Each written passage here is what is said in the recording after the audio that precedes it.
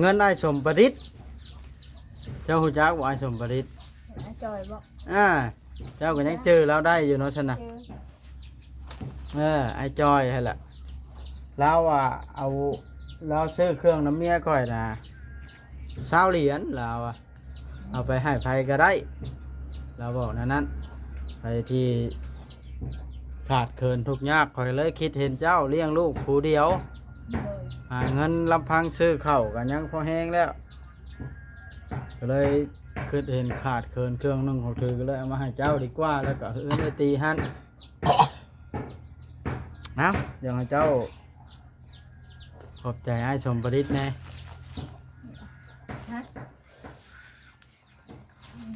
ลองเพลง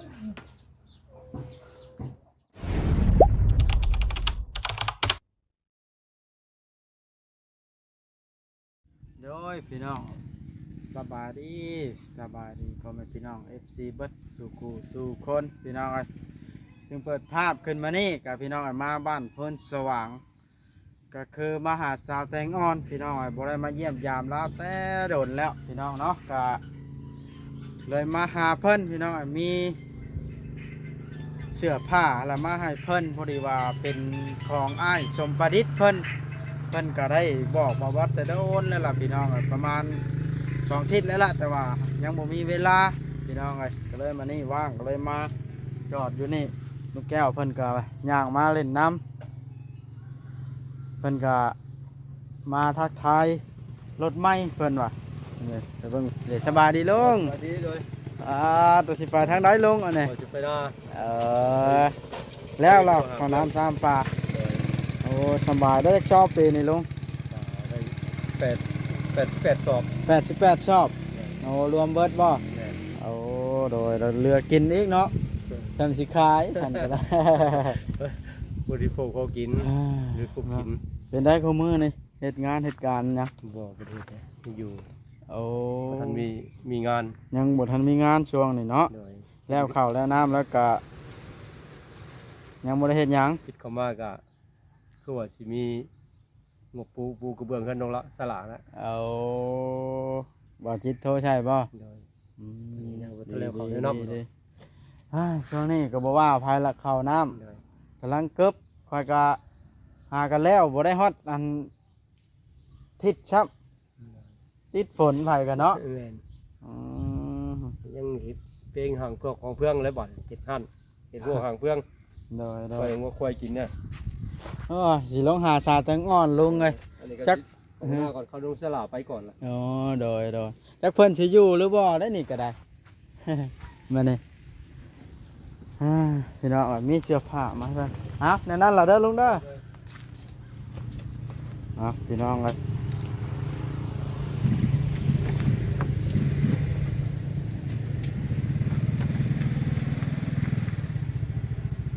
พี่น้องเลยสุดเป็นชุดกันหนาวแล้วก็อีกวงนึงเนี่ยสิว่าสิเอาไป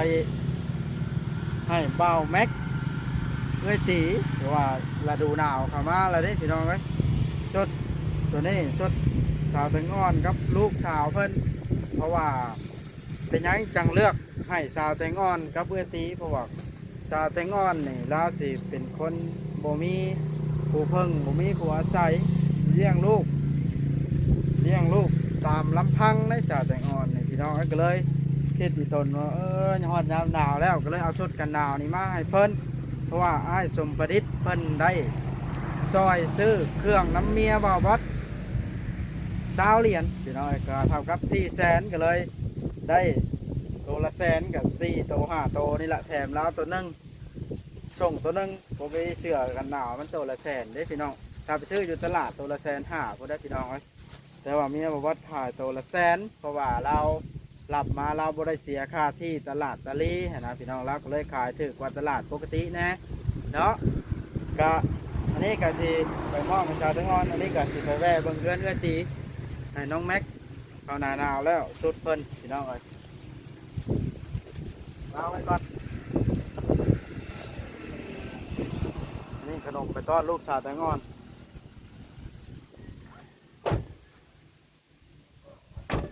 นี่เราพี่น้องก็สบายแล้วบาทนี่ได้รถอันนี้ก็กันมีผู้ให้เป็นสะพานบุญกับแก้ข้าวแก้น้ำก็สิง่ายเพราะว่ามันกับบะเดิพี่น้องไอ้เราก็เมียเราก็มาขายเครื่องคือกันมานี่ก็ได้เราเข้าบ้านใหญ่ที่รถชาเล้งเข้าไปเราเฮียนขับรถนี้ยังบ่เป็นเราอะเลยบ่กล้าที่เราบ่กล้าครับพี่น้องเอ้ยปะเสียดายบ่มีทางพี่น้องเอ้ยเข้าเพื่อนสาวแตงอ่อน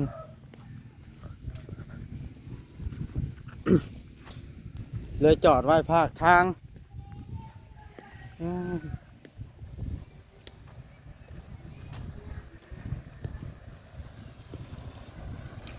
อันนี้ลูกของสั่งปื้อจะเล่งแล้วตัวทางนี่บุลมรถเลิกบอกเข้าได้แต่รถจักรพี่น้องเลยจอดรถไว้อยู่ภาคทางนู้นย่างเข้าไปเอาตัวเปื้อนตลอดแท้นี่เว้นต้องเว้นทางเปื้อนขี้ตมตาไปงอนนี่จักอยู่บ่อยู่ได้พี่น้องเอ้ยแต่ว่าเขากันหามนี่และเศร้านี่ว่าเพิ่นสิอยู่เพื่อนเพิ่นว่ามันนี่จะสิอยู่หรือบ่ต้องไปเบิ่งเขาก็บ่ได้เข้ามาแต่ได้โอนละได้พี่น้องเอ้ยหาสาวแต่งอนนี่ก็ได้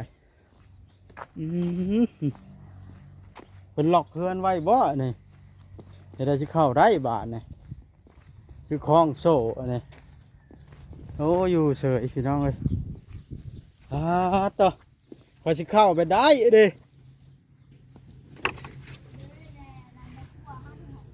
ฮะเข้าได้นี่ให้คอยปีนบ่เดี๋ยวนี้ต่อ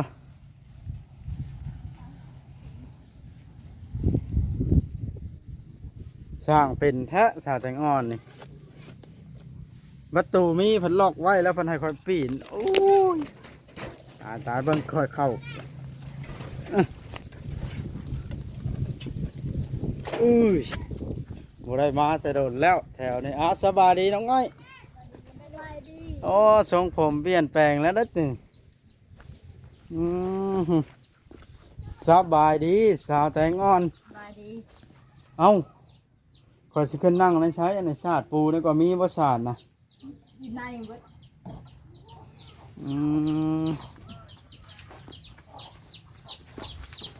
แต่ขอไก่บ่นี่ขอไก่ไม่เท่ามาเฮ็ดอยู่นี่เฮ็ดให้เจ้าสินอนได้บาทนะคือเหม็นขี้ไก่แท้นี่เป็นได้ห้องน้ำห้องในใช้สะดวกรถทีบใช้บ่ได้แล้วน้องอ้อยเนาะขอไว้ห้องน้ำโอ้สาวแตงอ่อนนะมีฮอดปืนห้องน้ำสาวแตงอ่อนไผมาใช้บริการห้องน้ำสาวแตงอ่อนมีฮอดปืนกลใช้คอยว่าเอาชาติออกมาปูนะคอยสิให้เพิ่งบางเครื่องค่ะนี่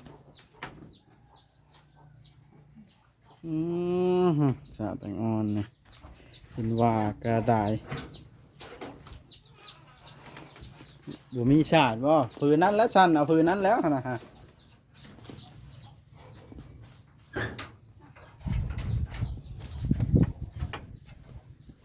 อยู่เพื่อนกับลูกมานี่เนาะแต่ไม่ได้เล่นอยู่สั่นเอาเจ้าบ่เก็บไว้กับเจือให้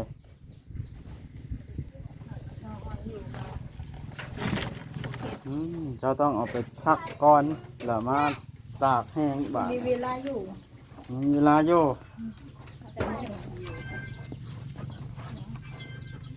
1 โมงไปได้ไหม1 โมงสิไปทางไหนไปห้องเรียนโอ้ไปโรงเรียน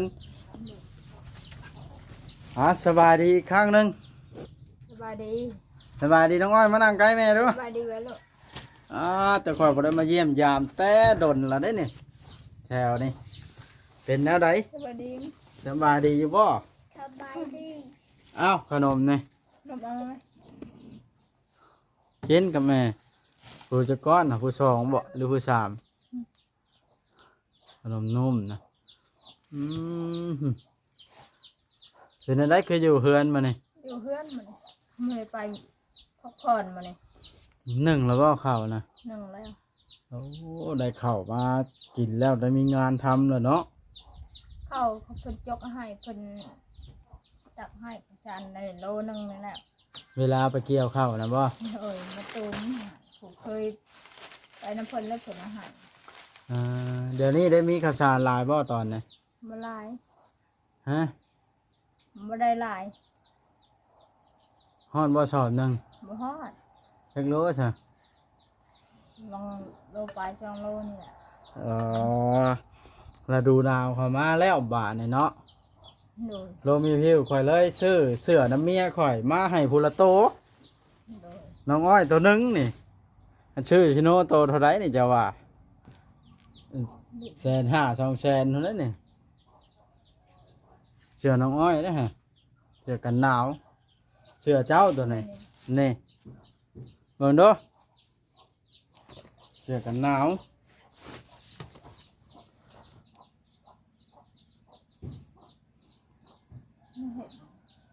ใส่สิใส่ได้บ่ ได้ ฮ้อนแฮงเด้กันใส่ยามฮ้อน แม่ยามหนาวบ่ได้ใส่ อันนี้ส่งกันหนาวอันนี้ขอแถมให้ตัวหนึงนี่ให้เจ้าน้องครูการใส่ชุดกันหนาวใส่ได้บ่ ได้ เอาใส่ถุงไว้บัดนี้ขอให้เจ้าพึ่งเบิ่งขอยยังว่าสิไปให้ตีกับอันน้องแม็กอยู่บอกบ่เห็นเพิ่นเดี๋ยวนี้เพิ่นอยู่เฮือนบ่ อยากเพิ่นไปเกี่ยวเขาบ่จัก เราบ่ได้ไปเกี่ยวข้าวมานี่เนาะ โดยอยู่มื้อนี้พักผ่อน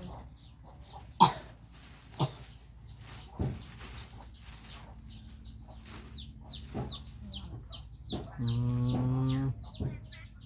เก็บไว้เด้อไว้นุ่งบัดมื้อหนาวๆก็ใส่แหละฮอดยามหนาวแล้วเด้อนี่อันสุดนี่กะ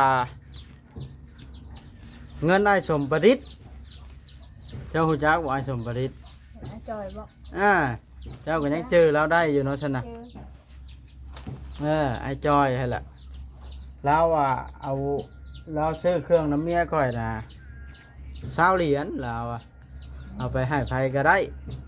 เราบอกนั้นไปที่ขาดเคินทุกยากข่อยเลยคิดเห็นเจ้าเลี้ยงลูกผู้เดียว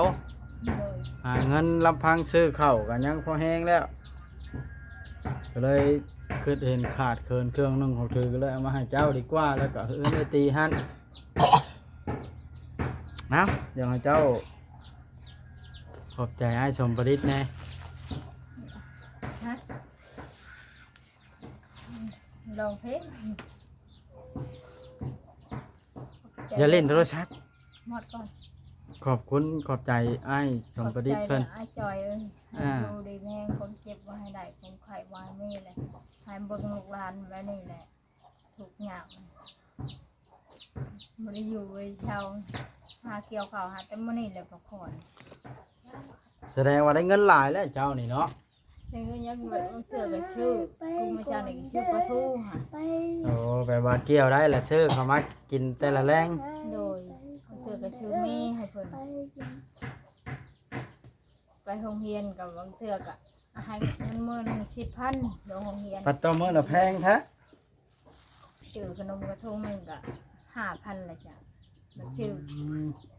เสือกับชื่อลูกชิ้นมากินกับข้าว มื้อละ10,000พุ่น โดย บัดวิทย์ยามเกี่ยวข้าวแล้วนี่เห็นได้สิมีเงินซะเอ้าหนุ่มรันมาได้ไสฮะไปตักน้ำตุกเดียวนะอยู่ไสเสมอนี่หนุ่มรัน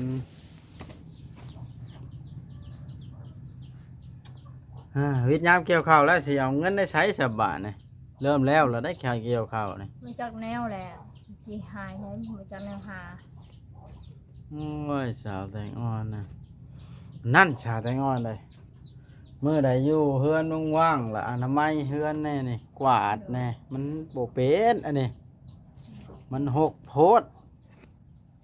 คอยบ่มีบ่อนนั่งได้แบบนี่เลี้ยงลูกเลี้ยงเต้าก็สอนลูกให้ดุมันแหล้วเจ้าก็ได้ นี่เฮ็ด โอ้ยน้องอ้อยบอกอย่าลิ้นโทรศัพท์ ข้าวมันยัง เอามาปาไว้ก่อน เอาไว้หมอดไว้ เออ หมอดไว้แล้วมั้ยน้ำเตยสับเลยยังมุมหมดปิด ต่อโฮมได้เท่าไรรวมเบิดนะปีนี้เกี่ยวข้าว ที่ได้ยังบ่เสือมากับไฟมันไปชื่อยังเรือเงิน300,000 ไม่ว่าได้ทำใดซื้อทำนั้น แสดงว่าบ่ได้โฮม ชื่อ ซื้อกินเบิดเนาะ เธอก็ชื่อไม่ชื่อยังกินทุกมื้อเลยบ่ได้ไปบัดชื่อ มื้อละ150,000ทุกมื้อบ่ไป โดยบางเธอก็1,600,000 1,700,000 เออคนเริ่มแล้วหลายแล้วไปก็ได้สิเบิดงานแล้วบาดนี้ค่อยก็ยังแล้วล่ะหลายคนก็แล้วล่ะเนาะ โดย โอ้สาวแตงอ่อนนี่บ่ธรรมดาเด้ออันนี้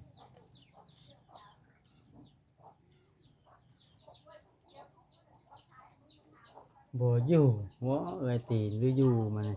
จักเราบ่เคยอยู่ดอก หืม เราบ่เคยอยู่ดอก เราบ่เคยอยู่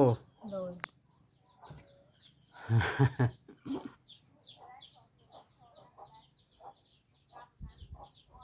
เราไปเกี่ยวข้าวเจ้าผัดยุทธมานี่เนาะ โดย อืมสร้างไปเจ้ากับคุมือนี่มาอยู่กินเฮือนตัวเองแล้วบ่ได้ไปวนเฮือนแม่ก็ดอหรอวะ โดยกินเทือนตัวเองเลยเด่น โอ้ เพิ่นก็บ่มีเขื่อน เพิ่นก็หาเงินซื้อข้าวคือกัน โดย ไม่เท่ากับไปคุมือบ่แม่เจ้านะ ไปก็มื้ออันนี้ก็ เกี่ยวข้าวหันได้ โดย แข็งแรงเลยคนไปเฮ็ด เที่ยว เวียก เราวุ้ยไปวันนี้ก็มาแล้วก็ซื้อในมาแล้วก็ยังบ่ทันอาบน้ำอาบหยังนอนโคลละเมื่อยแฮงเดิมาแล้วก็ปะตาแล้วเราก็นอน แล้วเมื่อย ให้ได้มีไฟให้เราเราบ่เบิ่นไปไว้นั่นอันนี้ก็ตีนเราหาแต่แบบนี้ตีนเราไข่ ตีนไป แม่ฮะนะ แข็งแรงเลยแต่เจ้านะเฮ็ดเวียกคุมือเท่าใดแห้งหันเก่งอีหลีอันนี้เนาะ โดยมาหาแต่มื้อนี้แลอยู่เรามีผู้มามื้อเลยไป ก็ช่วงนี้ก็โกยเอาคันมีทางไปก็ไปเจ้าล็อกหัวไว้เนาะ โดยลอกแรกคันบ่ลอกบัดเบิดเครื่องปลูกเฮ็ด เอาเลยล็อกกระแจไว้เลย โดย คนจะเข้าปีนเข้าเอา โดยไปเข้าแล้วเข้าแล้วเขาวัดให้งัวก็เข้า น้ำในใช้สะดวกว่าน้ำใน โดยเจ้าเด็กเปิดฮดอันนี้แหละมะเขือนี่แหละ ใกล้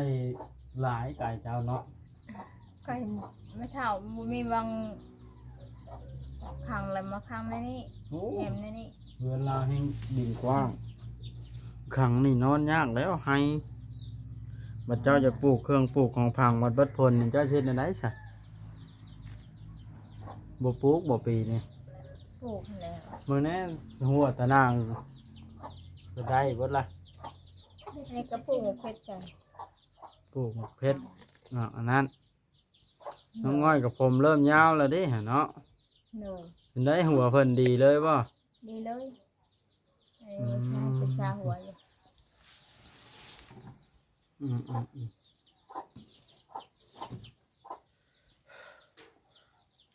ข้าวแตงอ่อนโอ้บทธรรมดาแล้วนี่ขนาดเรา ไปเกี่ยวข้าวบ่ได้เคยถือหมวกจักเทื่อแล้วนี่กบก็บ่ได้ถือเทื่อบ่ โดยไม่ได้เคยจะเถื่อ เสื้อแขนยาวก็บ่ใช่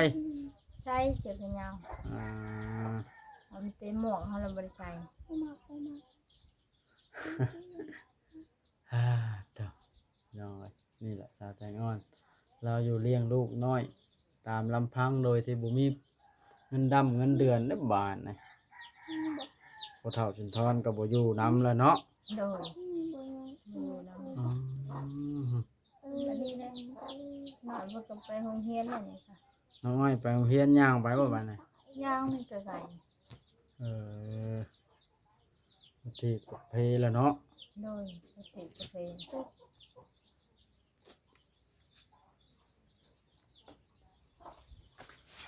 ดีแล้วสัตว์งอนน่ะเลี้ยงลูกเลี้ยงเต้าไปก่อนช่วงนี้มีหยังกินกับพากันกินเฮือนตัวเอง โดย บ่ไปโซนภัยสบายอยู่ยามนี้มีงานอีกทิศหนึ่งผ่านไปเนี่ยโอ้เบิดแล้วบาทคนแล้วเกี่ยวข้าวเบิดละบ้านคอยยังแล้วจากเบิดกูคนละ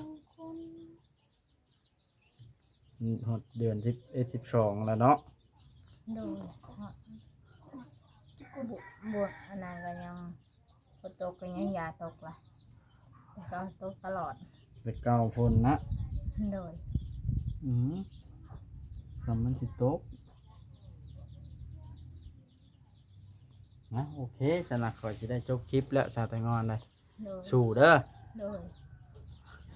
สบายดีขอบใจไอ้จอยหลายๆเด้อเนาะ ขอบใจไอ้ชายละลาย ที่เพิ่น เบิ่งแยงอยาก มือ เบิ่ง แงงลูกเต้าลูกหลาน เถื่อมีโอกาสเถื่อมีผู้ใจบุญอยากซื้อข้าวซื้อน้ำให้เจ้าพอได้กินกับลูกก็มี โดย เบิดงานเบิดการเราบ่มีข้าวมีน้ำกินกันยากอีกเนาะ โดยยากนะ โอเคสนะสบายดี สบายดี สบายดีจังไง สบายดี